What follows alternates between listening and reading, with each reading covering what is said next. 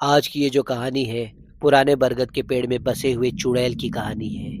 गांव के बाहर एक कोने में एक विशाल और घना बरगद का पेड़ था। वह पेड़ इतना पुराना था कि लोग कहते थे कि वह कई पीढ़ियों से वहां खड़ा है।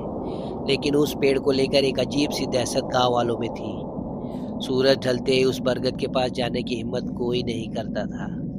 लोगों का कहना था कि उस पेड़ में एक चुड़ैल रहती है। वह चुड़ैल रात के समय अपनी सफेद साड़ी में लिपटी हुई पेड़ की शाखाओं पे झूलती है। कभी कभी उसकी डरावनी हंसी पूरे गांव में गूंज उठती है।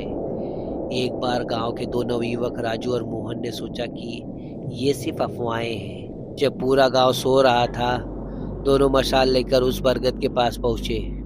जैसे ही पेड़ के पास पहुंचे, हवा अचानक ठंडी हो गई। पेड़ की शाखाएं अजीब तरह से हिलने लगी। राजू ने कहा, यह सब हवा का खेल है, हमें डरना नहीं चाहिए। लेकिन तभी एक अजीब सी आवाज़ आई, जैसे कि कोई किसी को पुकार रहा हो। अचानक पेड़ की एक शाखा में सफ़ेद लिपटी हुई आकृति झूलती हुई नीचे आ गई। उसकी लाल जलती हुई आंखें और बड़े बड़े नाखून देखकर दोनों का खून जम गया। वह चुड़ैल जोर से चिल्लाई, तुमने मेरी शांति भंग की है, अब मैं तुम्हें नहीं छोड़ूंगी।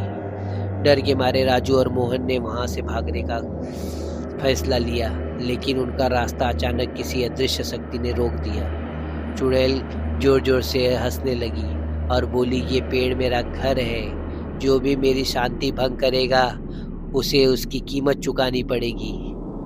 अगले 2 दिन गांव वालों ने देखा कि राजू और मोहन उस पेड़ के नीचे बेहोश पड़े थे। उनकी हालत इतनी खराब थी कि वे ठीक से बोल नहीं पा रहे थे। जब उन्होंने होश में आकर अपनी कहानी सुनाई तो पूरे गांव में सन्नाटा छा गया। उस दिन के बाद कोई भी उस बरगद के पास जाने की हिम्मत नहीं कर पाया।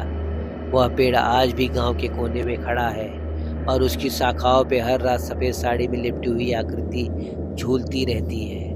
कहते हैं उस बरगद के पेड़ के पास जाना मौत को दावत देने के जैसा है। तुम मानो या ना मानो।